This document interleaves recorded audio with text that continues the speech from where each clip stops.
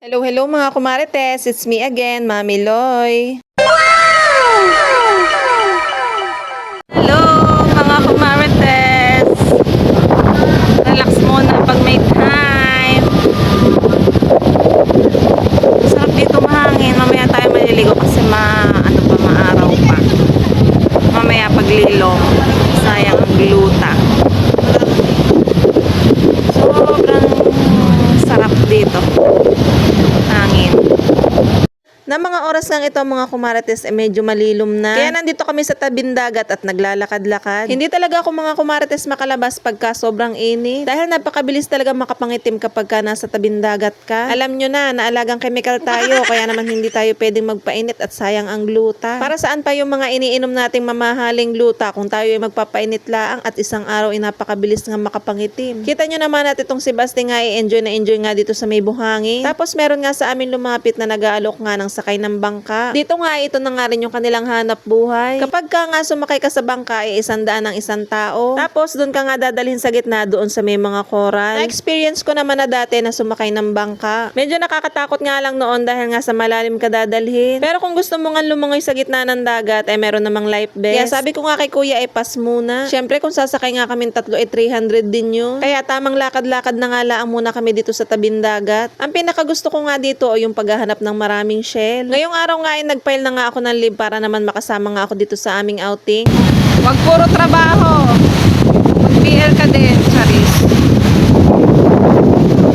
At habang naglalakad-lakad nga kami dito, meron nga ditong bakanting lote. Wala nga masyadong tao dito, kaya dito nga maganda mag-picture-picture. Sabi ko nga, napakasarap siguro na may sarili kang resort na kagaya ng ganito, no? Dahil kahit anong oras, pwede kang mag-relax. Yan, at pagyaman natin, ay bibili tayo ng madaming resort, Charis. Nakakita nga ako dito ng putol na puno, kaya sabi ko, dito nga muna ako uupo. Ang sarap mag-senti-senti dito dahil nga wala masyadong tao. At ayan, tamang video na nga lang muna ako at tamang post na rin. Dahil i-screenshot ko na nga lang yan. Lilom na nga niyan at hindi na nga masyadong mainit pero napakabanas naman. Kahit nga mahangin, ipiling ko nga ay napakalagkit ko. Maya-maya nga minasipat nga ang aking mga mata. Sarap dito mga kumarites lalo na paggabi.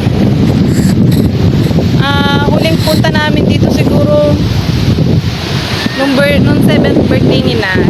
Pero hindi dito yon, hindi kami napunta dito. Lovebirds dun may lovebirds. Tingnan mo nga naman at nakakita pa nga ako ng lovebirds doon at napakalayo nila. Panigurado nga ay ang pinag-uusapan na naman nila yung kanilang mga nakaraan. Charis. Yan, mga kumarites. Ang sarap mag-senti-senti dito. Meron ditong mga bangka. Pwede nyo siyang arkilahin. 100 ang isang tao. Hindi naman ako magsimadaan doon sa gitna. Hindi naman ako maalam mag-swimming. Hindi ako maalam mag-swimming. Floating lang alam kong gawin. Kaya pag malulunod ako, floating lang ang alam ko. Medyo mahangin dito na uga itong aking tripod. Baba natin. Sarap mag-relax.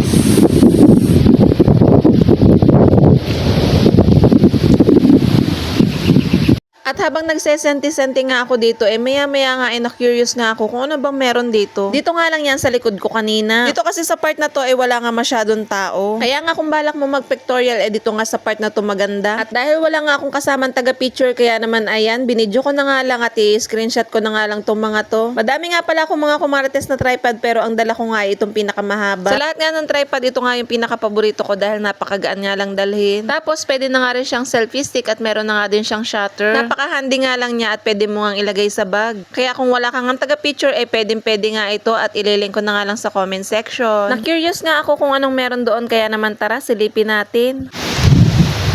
So yan, ang ganda dito mga kumarites. Merong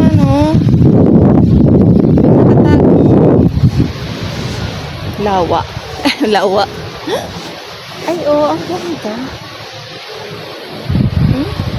O, di ba mga kumarites, ito nga yung nakita ko dito sa may likod. Kala mo nga ay tubig tabang at hindi tubig alat. Kung napansin nyo nga yung una ko nga vlog, yung dinaanan natin kaninang tulay na maliit, ito nga yung dinadaluyan nun. Nakakatuwa nga na meron pala nito dito. Yun nga lang ayoko nga bumaba dyan, baka may buhaya. Kita nyo naman at parang ito nga lang yung mga pinapanood natin. Tapos may biglang susulpot na buhaya. Char. Kinuhanan ko nga lang yan ng video, pagkatapos naman nun umalis na nga rin ako. O, di ba, kunwari naglalakad-lakad. Kita nyo naman at mag-isa nga lang ako din. Bumalik na nga rin ulit ako dun sa kaninang inuupuan ko. At for the sermon muna ang person.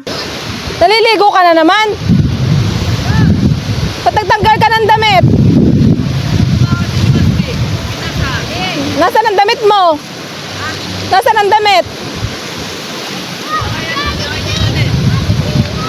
O, paano hindi ka baga manggigigil niyan? Nakaligo na, tapos magpapalit ng tuyong damit, tapos magbabasa ulit. Buti na nga lang at meron nga ako mga dalang ekstrang damit pa. Ay kung hindi, ay walang susuotin. Alam nyo na, sa video lang ako mabait. Pero sa totoong buhay, nagiging dragon nga ako. Char. Pero walang halong biro mga kumarites, totoo talaga yun. Sabi ko kasi kanina, wag na muna magpalit ng tuyong damit dahil nga sabi ko, baka makaligo pa ulit siya. Tapos nagtatampisaw naman sa tubig, di ang nangyari na basa ang damit. Dito nga sa part na to, maraming ang tusok-tusok na kahoy. Kaya sabi ko sa kanya ay magdahan-dahan nga ng paglalakad. Nakakuha nga siya ng shell niyan kaya naman ibinigay nga sa akin. At ito naman si ate ay busy-busy sa pagkuha ng picture sa kanyang anak. At ito nga basang damit ni Kurt ay binigay nga sa akin kaya naman ayan isinampay ko nga dito sa aking inuupuan. Para kako sana matuyo pa at pwede pa niyang isuot. Maya-maya nga ay lumapit na nga si na ate dito at sabi ko nga ay kukuhanan ko nga ng video si Pia. Si ate naman kasi basta na nga lang makapicture. Basta na nga lang yan kuha ng picture pero hindi nga inaalam kung anong magandang anggulo. Minsan nga yung anak na nga niya nagrereklamo sa kanya. Kahit yamot na yung anak dun sa ina ay wala namang magawa. Sabi ko nga sa inyo ay maraming ang tusok-tusok dito kaya naman ayan si Ate Pia nga ay natusok nga nung kahoy. Sabi ko nga sa kanya ay kukuhanan ko nga siya ng video. Yung mga short video nga palang ganito ay sa reels ko nga pala inia-upload. Syempre yung mga ganito nga ay magandang lagyan ng kanta kaya naman dun ko na lang inia-upload sa reels ko. At ito naman yung mag-iina ni Kuya